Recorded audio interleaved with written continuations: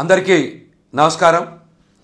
కలియుగ వెంకన్న స్వామిని రాజకీయాలకి వేదికగా వాడుకుంటున్నటువంటి కూటమి ప్రభుత్వానికి తప్పనిసరిగా దేవుడే బుద్ధి చెప్పే రోజులు దగ్గరగా ఉన్నాయి. తిరుమల లడ్డూని ఎందుకు రాజకీయ ప్రచారాస్త్రంగా వినియోగించుకుంటా ఉన్నారో కూటమి ప్రభుత్వం సమాధానం చెప్పాలి. అసలు లడ్డూలో కల్తీ జరిగిందా? లడ్డూని మీరేమైనా పరీక్ష చేశారా? లడ్డూలో కల్తీ జరిగిందని మీకేమైనా రిపోర్ట్స్ వచ్చాయా? దీని మీద ఇంతవరకు ఏ సిట్ అయినా లేకపోతే వేరే ఎవరైనా విచారణ అయినా చేసి మీకు నివేదిక ఇచ్చారా? దీని మీద ముందు చంద్రబాబు నాయుడు గారు, పవన్ కళ్యాణ్ గారు సమాధానం చెప్పాలి. లడ్డూలో కల్తీ జరిగిందా లేదా? దీనికి సమాధానం చెప్పండి. ముందు జరగనటువంటి కల్తీకి ఎక్కడ కూడా నాణ్యత ప్రమాణాలు తగ్గకుండా జరిగినటువంటి లడ్డు తయారీలో కావాలని సంబంధం లేకుండా కల్తీ జరిగిందని ఇష్టానుసారం ప్రచారం చేసి కలియుగ వెంకన్న స్వామి ఆలయ ప్రతిష్టని చంద్రబాబు నాయుడు గారు దిగజారుస్తూ రాజకీయ ప్రచారికి వేదికగా వాడుకుంటా ఉన్నారు. సుప్రీంకోర్టు కూడా చెప్పింది దేవుణ్ణి రాజకీయాలకి దూరంగా ఉంచమని. అయినా చంద్రబాబు నాయుడు గారు ఎక్కడ ఆగట్లా, పవన్ కళ్యాణ్ గారు ఎక్కడ ఆగట్లా. పదే పదే వైఎస్ఆర్సీపీ మీద, జగన్మోహన్ రెడ్డి గారి మీద విషం చమ్మడానికి వాళ్ళు తిరుమలని ప్రచారాస్త్రంగా ఉపయోగించుకుంటా ఉన్నారు. ఆలయ ప్రతిష్ట ఎక్కడ తగ్గకూడదని, హిందూ సాంప్రదాయాలు, హిందూ ధర్మానికి ఎక్కడ చిన్న ఇబ్బంది కూడా రాకూడదని సుబ్బారెడ్డి గారు దృష్టిలో ఉంచుకొని సుప్రీంకోర్టుని ఆశ్రయిస్తే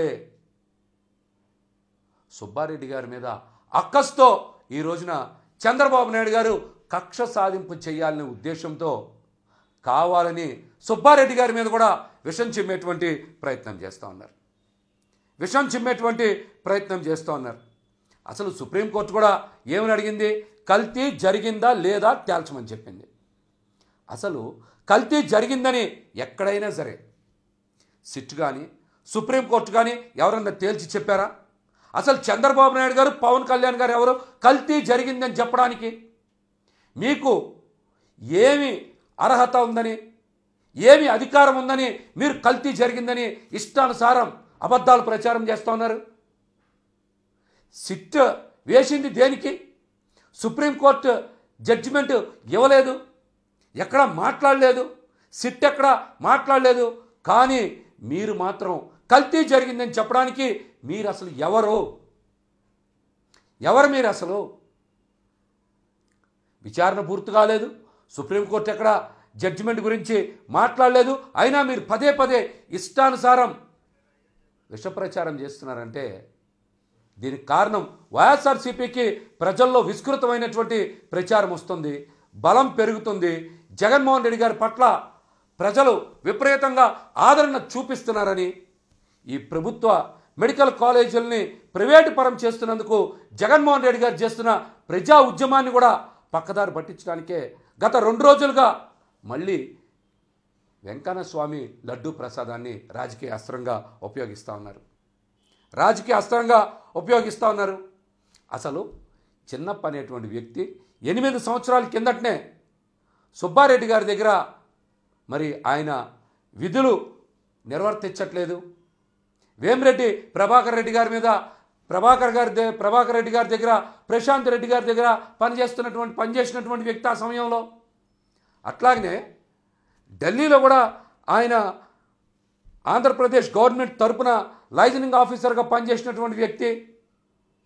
ఆయన్ని విచారణ కోసం సాక్షిగా పిలిచి ఈ రోజున ముద్దాయిగా ఏ విధంగా చిత్రీకరిస్తారు? మీరు నిజంగా అతను తప్పు చేస్తుంటే 6 నెలల కిందటనే మీరు ఆ రోజునే ఆయన మీద చర్యలు తీసుకునేవాళ్ళు కదా. ఈ రోజున ఆ దిశగా మాట్లాడకుండా ఆయనతో బలవంతపు కొన్ని సంతకాలు చేయించారని బయటకు వచ్చి సెల్ఫ్ వీడియో కూడా విడుదల చేశారు కదా. ఆ రోజున మీరు విచారణ చేయాల్సి వస్తే వేమిరెడ్డి ప్రభాకర్ రెడ్డి గారినో, ప్రశాంత్ రెడ్డి గారినో విచారణ చేయాల్సిందే. అసలు కల్తీ జరిగినటువంటి తేదీలు ఎప్పుడు?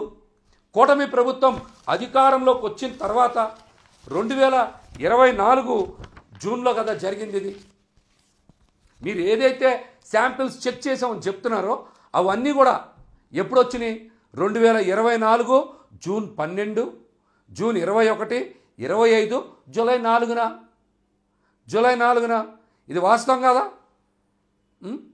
ఆ ట్యాంకర్లో నెయ్యి నాణ్యత లేదని తిరుమల తిరుపతి దేవస్థానం ల్యాబ్ స్పష్టం చేసిన తర్వాత ఏ విధంగా ఆరోపణలు చేస్తారు మీరు?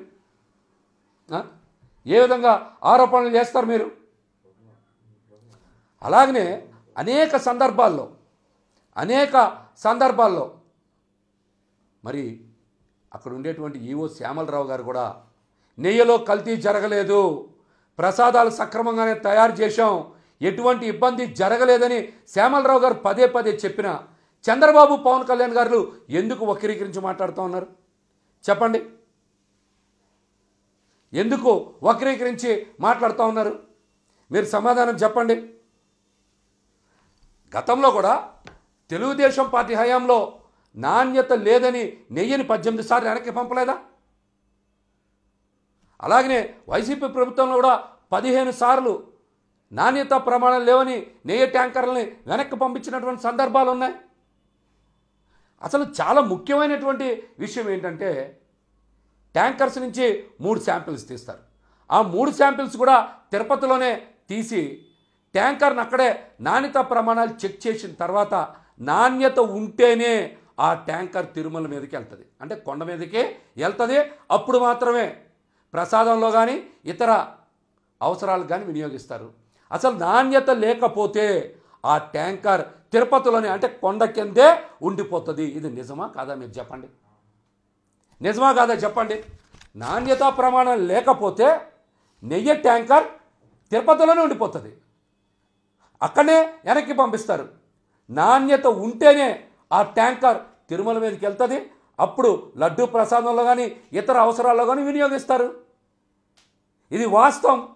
ఎన్నో సంవత్సరాల నుంచి మరి ఈ విధంగానే అక్కడ నాణ్యత ప్రమాణాలను చెక్ చేస్తూ ఉన్నారు.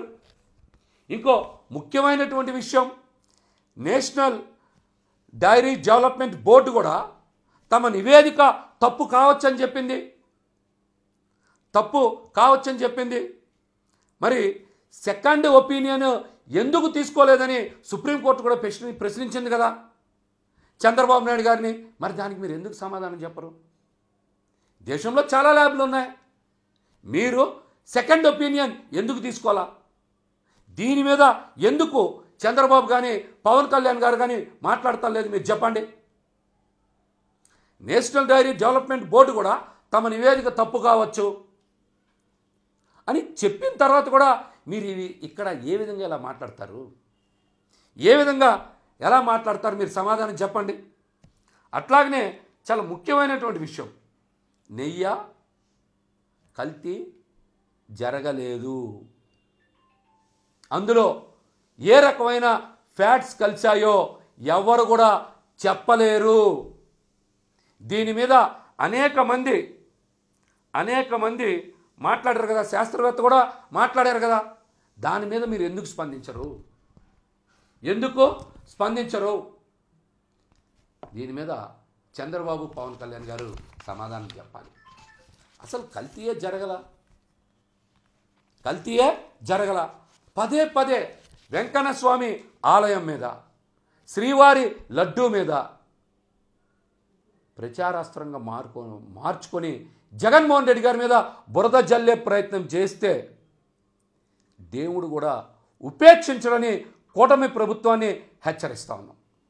ముఖ్యంగా వైసీపీ 5 సంవత్సరాల కాలంలో తిరుమల తిరుపతి దేవస్థానంలో సుబ్బారెడ్డి గారు 4 సంవత్సరాల చైర్మన్గా అనేక కార్యక్రమాలు చేశారు.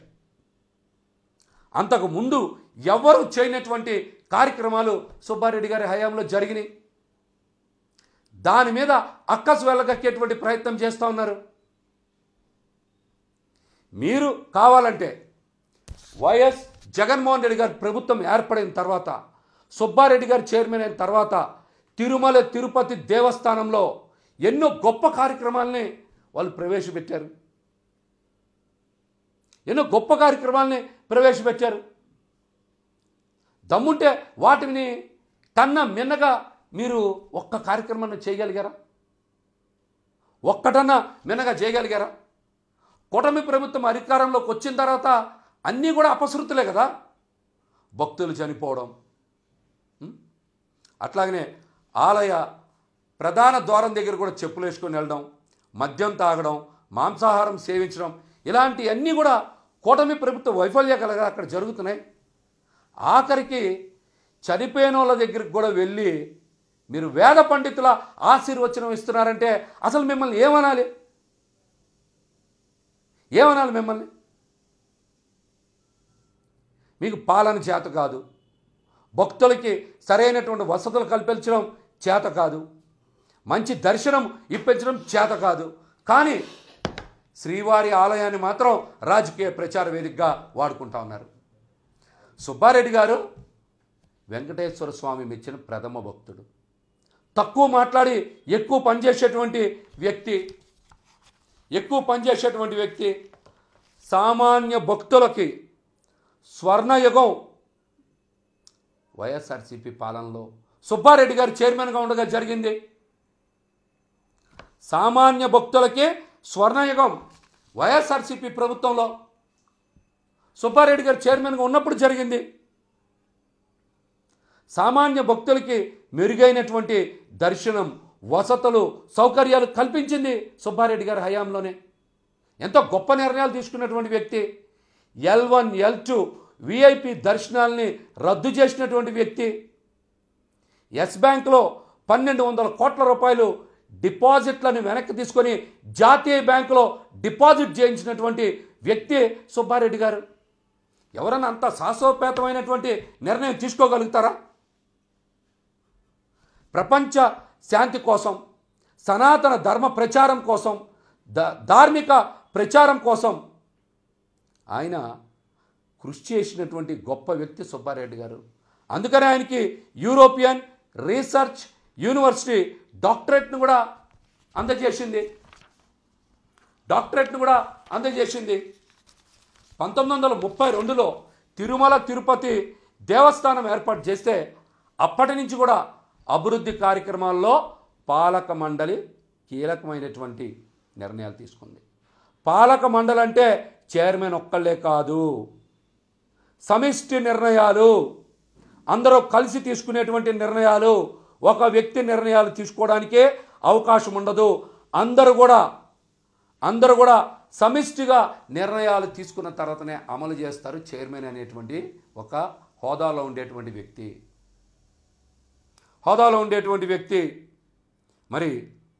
మరి సుబ్బారెడ్డి గారి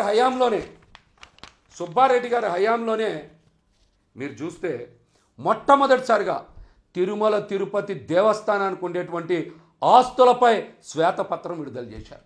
గతంలో అనేక గందరగోళాలు ఉన్నాయి. స్వామివారికి ఎన్ని ఆస్తులు ఉన్నాయో, ఎంత బంగారం ఉందో, ఎంత భూమి ఉందో ఎవరికి సరైనటువంటి అవగాహన లేదు. కానీ సుబ్బారెడ్డి గారు చైర్మన్ అయిన తర్వాత ఆయన స్వామివారి ఆస్తులని శ్వేతపత్రం విడుదల చేయించినటువంటి గొప్ప వ్యక్తి సుబ్బారెడ్డి గారు. దేశవ్యాప్తంగా 1128 ఆస్తులు, 888 ఎకరాల భూమి, బ్యాంకుల్లో 15,931 కోట్ల రూపాయల డిపాజిట్లు, 10,258 కేజీల బంగారం ఉందని శ్వేతపత్రం విడుదల చేసినటువంటి వ్యక్తి. అంతకుముందు ఎవరైనా చేయగలిగారా? ఈ అంశం మీద, శ్రీవారి ఆస్తుల మీద శ్వేతపత్రం విడుదల చేసినటువంటి గొప్ప వ్యక్తి సుబ్బారెడ్డి గారు. విఐపి భక్తులకి 4 గంటలు కేటాయించినటువంటి సమయాన్ని 2 గంటలు కుదిర్చి ప్రతిరోజు 10,000 మంది సామాన్య భక్తులకి అదనంగా దర్శనాలు కల్పించినటువంటి వ్యక్తి సుబ్బారెడ్డి గారు. బ్రహ్మోత్సవాల సమయంలో కూడా విఐపి దర్శనాల్ని, శ్రీవాణి ట్రస్ట్ దర్శనాల్ని, వృద్ధుల దర్శనాన్ని పూర్తిగా రద్దు చేసి సామాన్య భక్తులకే ఎక్కువ దర్శనం కలిగేలాగా చేసినటువంటి వ్యక్తి సుబ్బారెడ్డి గారు.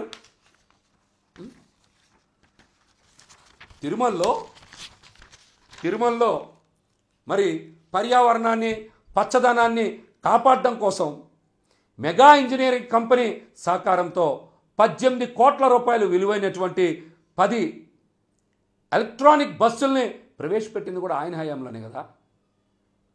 పర్యావరణాన్ని పచ్చదనాన్ని మరి కాపాడేటువంటి ప్రయత్నంలో భాగంగా ఈ కార్యక్రమం గతంలో ఎవరైనా చేశారా? అన్నిటికన్నా ముఖ్యమైనటువంటి విషయం వైకుంఠ ద్వార దర్శనం 10 రోజుల పాటు కల్పించారు. గతంలో 2 రోజులే కదా ఉండేది. మరి ఈయన వచ్చిన తర్వాత 10 రోజులు వైకుంఠ ద్వార దర్శనం పెట్టి లక్షలాది మంది భక్తులకి మరి అవకాశం కల్పించినటువంటి గొప్ప వ్యక్తి. మరి తిరుమల తిరుపతి దేవస్థానంలో ఉండేటువంటి ఆగమ సలహా మండలి దేశవ్యాప్తంగా 26 మంది ప్రముఖ పీఠాధిపతులతో చర్చించి సామాన్య భక్తులకి వైకుంఠ ద్వార దర్శనం 10 రోజులు కల్పించింది సుబ్బారెడ్డి గారి చైర్మన్గా ఉన్న సమయంలో కదా, చెప్పండి. అట్లాగనే డిఆర్డిఏ సహకారంతో కూడా స్వామివారి లడ్డూ ప్రసాదాన్ని ఈ రోజున పర్యావరణ హిత సంచుల్లో తీసుకెళ్ళడానికి కృషి చేసింది సుబ్బారెడ్డి గారు కదా. గతంలో కవర్లలోనో ప్లాస్టిక్ కవర్లలోనో లడ్డు తీసుకెళ్ళేవాళ్ళం, అందరం వెళ్ళేవాళ్ళం కదా తిరుమల. కానీ ఈ రోజున డిఆర్డిఏ సహకారంతో పర్యావరణ హిత లడ్డు కవర్లని చేతి సంచుల్ని ఉపయోగించడంలో కీలక పాత్ర పోషించింది సుబ్బారెడ్డి గారు కదా, చెప్పండి. జగన్మోహన్ రెడ్డి గారి ఆదేశాలతో సుబ్బారెడ్డి గారు మరి తిరుపతిలో బర్డ్ ఆసుపత్రిని 25 కోట్ల రూపాయల వ్యయంతో 50 పడకల చిన్నపిల్లల గుండె ఆసుపత్రి ఏర్పాటు చేసింది వైఎస్ఆర్సీపీ హయాంలోనే కదా. 1600 మంది పిల్లలకి గుండె ఆపరేషన్లు చేయించింది కూడా వారి హయాంలోనే కదా. 4 పిల్లలకి గుండె మార్పిడి చికిత్స చేయించింది కూడా వారి హయాంలోనే కదా. అందుకనే కదా దీన్ని శ్రీ వెంకటేశ్వర ఆపన్న హృదయాలయ పథకంగా పిలుస్తూ ఉన్నారు. గతంలో ఎవరైనా చేశారా? తిరుపతి ప్రజల కష్టాలను తీర్చడానికి శ్రీనివాస సేతు నిర్మాణానికి విశేషంగా కృషి చేసింది సుబ్బారెడ్డి గారి హయాంలో కాదా. అట్లాగనే శ్రీరామనవమి పర్వదినాన గో ఆధారిత ప్రకృతి వ్యవసాయంతో స్వామివారికి నైవేద్య తీసుకొచ్చింది కూడా సుబ్బారెడ్డి గారు కదా. కొన్ని వందల సంవత్సరాల నుంచి మరి ఆ సాంప్రదాయాన్ని పునరుద్ధరించి తిరిగి స్వామివారికి దేశవాళీ బియ్యం, కూరగాయలు, బెల్లం, గానుగ, ఇతర వస్తువులన్నీ కూడా గో ఆధారిత ప్రకృతి వ్యవసాయంతోనే కదా. శ్రీరామనవమి రోజున మరి ఇది కార్యక్రమానికి శ్రీకారం చుట్టారు. మరి ఈ గో ఆధారిత ప్రసాదాల్లో నాణ్యంగా ఉన్నాయని ఆ రోజున supreme court chief justice N V Ramana గారు కూడా గమనించి ప్రసాదాల్లో ఇంత నాణ్యత ఎలా ఉంది, బాగా చేస్తూ ఉన్నారు, రుచికరంగా ఉన్నాయని ఆ రోజున ఆయన ప్రశంసించిన మాట నిజం కాదా. గుడికో గోమాత కార్యక్రమాన్ని ప్రారంభించింది సుబ్బారెడ్డి గారే. విజయవాడ కనకదుర్గమ్మ గుడిలో సతీ సమేతంగా ప్రారంభించి సుమారు 2000 ఆలయాల్లో గుడికో గోమాత కార్యక్రమాన్ని ప్రారంభించారు. కోవిడ్ సమయంలో కూడా మరి కార్మికులకి దాదాపు 40 లక్షల ప్యాకెట్ల అన్నాన్ని అందజేశారు. తర్వాత 2 నెలల పాటు 2 కోట్ల మందికి అన్నం ప్యాకెట్లని పంపిణీ చేశారు. ఇవన్నీ వైఎస్ఆర్సీపీ ప్రభుత్వంలో సుబ్బారెడ్డి గారు చైర్మన్గా ఉన్నప్పుడు కదా. కరోనా సమయంలో కూడా శ్రీనివాసం కానీ, విష్ణు సేవాసం కానీ, గోవిందరాజు స్వామి సత్రాల్ని కోవిడ్ సెంటర్లుగా మార్చి కొన్ని లక్షల మందికి మరి ఆ రోజున ప్రాణాలను కాపాడినటువంటి గొప్ప నిర్ణయాలు తీసుకున్నది సుబ్బారెడ్డి గారు కదా. కృష్ణాష్టమి పర్వదినాన నవనీత సేవా కార్యక్రమాన్ని కూడా 2021లో ప్రారంభించారు. స్వామివారికి గతంలో దేశీ ఆవు పాలతో మరి ఆవు పాలు వెన్నతో నవనీత సేవ జరిగేది. గత కొన్ని సంవత్సరాలుగా అంతకుముందు కొద్దిగా ఆ కార్యక్రమంలో మార్పులు జరిగినాయి. తిరిగి నవనీత సేవ కార్యక్రమాన్ని సుబ్బారెడ్డి గారు కృష్ణాష్టమి రోజున ప్రారంభించిన మాట వాస్తవం కాదా. చెప్పండి, వాస్తవం కాదా? ఇది కాకుండా అమెరికా, లండన్ లాంటి ప్రాంతాల్లో స్వామివారి కళ్యాణ కార్యక్రమాలని ఏర్పాటు చేశారు. మరి గో మహా సమ్మేళనాన్ని ఏర్పాటు చేసి గోమాతని జాతీయ ప్రాణిగా ప్రకటించాలని ఈ సమ్మేళనంలోనే తీర్మానించారు కదా. ఇవన్నీ హిందూ ధర్మం కోసం, తిరుమల ఆలయ విశిష్టత కోసం తీసుకున్నటువంటి నిర్ణయాలు కావా? చెప్పండి. తిరుమల తిరుపతి దేవస్థానం చాలా పెద్ద ధార్మిక సంస్థ. ఇందులో పనిచేసేటువంటి 7,500 మంది రెగ్యులర్ ఉద్యోగస్తులు అందరూ ఉంటారు. ఇందులో వాళ్ళందరికీ కూడా నగదు రహిత వైద్యాన్ని అందించడానికి 25 కోట్ల రూపాయల ప్రత్యేక నిధిని కూడా ఏర్పాటు చేసింది సుబ్బారెడ్డి గారి హయాంలోనే.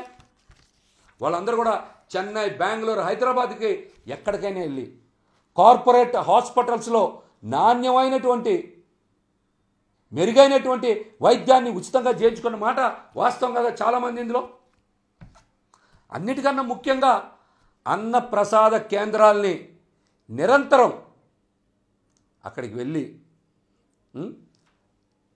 ఆ అన్నప్రసాద కేంద్రాల్ని సందర్శించి భక్తులతో కలిసి అనేక సందర్భాల్లో మరి స్వామివారి ప్రసాదాన్ని స్వీకరించడంతో పాటు స్వామివారి అన్నప్రసాదాన్ని రోజుకి సుమారు 1,00,000 మందికి చేరేలాగా, 1,00,000 మంది తీసుకునేలాగా మార్పు చేసి భక్తుల ఆకలి తీర్చడంలో కీలక ముందడిగేసింది సుబ్బారెడ్డి గారి హయాంలో కాదా. అనేక చోట్ల తరిగొండ వెంగమాంబ అన్నప్రసాద ఆలయం కానీ, పాత అన్నదానం కాంప్లెక్స్ కానీ, క్యూ లైన్స్ కానీ, గాలిగోపురం కానీ, విష్ణు శివాసం కానీ, రుయా ఆసుపత్రి కానీ, స్విమ్స్ బర్డ్ ఆసుపత్రుల దగ్గర అన్నప్రసాదం సౌకర్యం కల్పించలేదా? అన్నప్రసాద కేంద్రాల్ని పెంచలేదా? ఇవన్నీ సుబ్బారెడ్డి గారి హయాంలోనే కదా జరిగినాయి. మారుమూల ప్రాంతాల్లో ఉండేటువంటి ప్రజలు వెంకన్న స్వామిని దర్శనం చేసుకోలేకపోతే వాళ్ళందరికీ కూడా మరి తిరుమల తిరుపతి దేవస్థానమే ఖర్చులన్నీ భరించి ప్రతి ఏడాది కూడా 7,000 నుంచి 9,000 మందికి 3 సంవత్సరాల పాటు అంటే సుమారు 25,000 మంది భక్తుల్ని ఉచితంగా తిరుమల తిరుపతి దేవస్థానమే ఖర్చులని భరించి వారందరికీ కూడా దర్శనం కల్పించేటువంటి అవకాశం చేసి సామాన్య భక్తులకి వెంకన్న స్వామి దగ్గరికి దర్శనం చేయించిన వ్యక్తి సుబ్బారెడ్డి గారు కాదా. అన్నమయ్య మార్గాన్ని అభివృద్ధి చేసి కడప, కర్నూలు, హైదరాబాద్ నుంచి వచ్చేటువంటి భక్తులకి ఉపయోగకరంగా తీర్చింది మరి సుబ్బారెడ్డి గారి హయాంలోనే కదా. ఎస్సీ, బీసీ, గిరిజన ప్రాంతాల్లో జగన్మోహన్ రెడ్డి గారి సూచనల మేరకు 1000 ఆలయాల నిర్మాణానికి నిర్ణయాలు తీసుకున్నది వారి హయాంలోనే కదా. అలిపిరి నడక మార్గం పాడయ్యి మరి ఏదైతే పైకప్పు శిథిలావస్థకు చేరి ఎండలకి వానలకి పాడైపోతే 25 కోట్ల రూపాయల విరాళంతో అవన్నీ బాగు చేయించింది మరి వైసీపీ హయాంలో సుబ్బారెడ్డి గారు చైర్మన్గా ఉన్నప్పుడు కాదా. 320 కోట్ల రూపాయల వ్యయంతో చిన్నపిల్లల మల్టీ సూపర్ స్పెషాలిటీ ఆసుపత్రిని ఏర్పాటు చేసింది అప్పుడే కదా. అన్నిటికన్నా ముఖ్యమైనటువంటి విషయం తిరుమల తిరుపతి దేవస్థానం ఉద్యోగుల 37 సంవత్సరాల కళను కూడా సుబ్బారెడ్డి గారి హయాంలో నెరవేర్చారు. 300 ఎకరాల్లో 62 కోట్ల రూపాయలు ఖర్చు పెట్టి సీనియారిటీ ఆధారంగా 5,500 మందికి ఇంటి పట్టాలు ఇప్పించినటువంటి వ్యక్తి, ఇళ్ల స్థలాలు కేటాయించినటువంటి వ్యక్తి, వారి సొంత ఇంటి కళ సాకారం చేసినటువంటి వ్యక్తి సుబ్బారెడ్డి గారు. శ్రీవాణి ట్రస్ట్ ఏర్పాటు చేసి దళారుల ఆట కట్టించారు. మరి ఆ నిధులతో రాష్ట్ర వ్యాప్తంగా 2,000 పైగా ఆలయాలు, భజనా మందిరాలు కట్టించాలని నిర్ణయం తీసుకున్నారు. అందులో 700కి పైగా ఆలయాల నిర్మాణం పూర్తి చేశారు. 176 పురాతన ఆలయాలు, శిథిలావస్థకు చేరుకున్నటువంటి ఆలయాలకి దగ్గర 100 కోట్ల రూపాయల నిధులు కేటాయించారు. దీంతోపాటు తిరుపతిలో గోవిందరాజస్వామి ఆలయానికి 100 కిలోల బంగారంతో తాపడం చేయించలేదా 2021లో. ఎస్విబిసి ఛానల్ని మరి కన్నడ, హిందీ భాషల్లో ప్రవేశపెట్టి ఈ రోజున దేశవ్యాప్తంగా 8 కోట్ల మంది భక్తులు స్వామివారి ధార్మిక కార్యక్రమాలని వీక్షించేలాగా మరి ఎస్విబిసి ఛానల్ని అభివృద్ధి చేసింది సుబ్బారెడ్డి గారి హయాంలో కాదా? హిందూ ధర్మాన్ని ప్రచారం చేసింది వైసీపీ హయాంలోనే. కాశ్మీర్ నుంచి కన్యాకుమారి వరకు వైఎస్ జగన్మోహన్ రెడ్డి గారి ప్రభుత్వ హయాంలోనే హిందూ ధర్మ ప్రచారం చేశారు. అట్లాగనే అనేక చోట్ల స్వామివారి ఆలయాలను కూడా నిర్మాణం చేశారు. జమ్మూ కాశ్మీర్, కన్యాకుమారి, విశాఖపట్నం, చెన్నై, భువనేశ్వర్, అమరావతి, రంపచోడవరం, సీతంపాట లాంటి ప్రాంతాల్లో మరి టీటీడీ వెంకన్న స్వామి ఆలయాల్ని నిర్మాణం చేయలేదా? చెప్పండి. ఇవన్నీ జగన్మోహన్ రెడ్డి గారి ప్రభుత్వ హయాంలో జరిగినాయి కావా? జరిగినాయి కావా? అన్నిటికన్నా చాలా పెద్ద విషయం ఏంటంటే సుబ్బారెడ్డి గారు ఎంత నిక్కచ్చిగా ఉంటారు, ఎంత నిజాయితీగా ఉంటారని చెప్పడానికి ఇదొక ఉదాహరణ.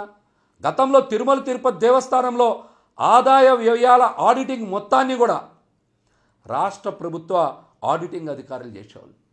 కానీ సుబ్బారెడ్డి గారు చైర్మన్ అయిన తర్వాత రాష్ట్ర ప్రభుత్వ ఆడిటర్లు కాదు, కాగ్ ఆడిటింగ్ అధికారులతో చేయిద్దామని ఆయన గొప్ప నిర్ణయం తీసుకోలేదా?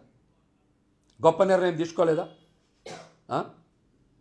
మరి ధర్మకర్తల మండలి కూడా మరి ఈ నిర్ణయం తీసుకున్న దాంట్లో ఉన్నారు. ఆయన పారదర్శక వైఖరికి ఇదే నిదర్శనం అని చెప్తా ఉన్నాం. ఎవరైనా ఆదాయ వ్యయాల్ని ఎక్కడైనా సరే చిన్న ఒక్క పైసా కూడా తేడా రాకూడదని ఆయన కాగ్తో తిరుమల తిరుపతి దేవస్థానంలో ఆడిటింగ్ చేయించినటువంటి వ్యక్తి. ఇంతకన్నా ఆయన పారదర్శకత ఏం కావాలి చెప్పండి?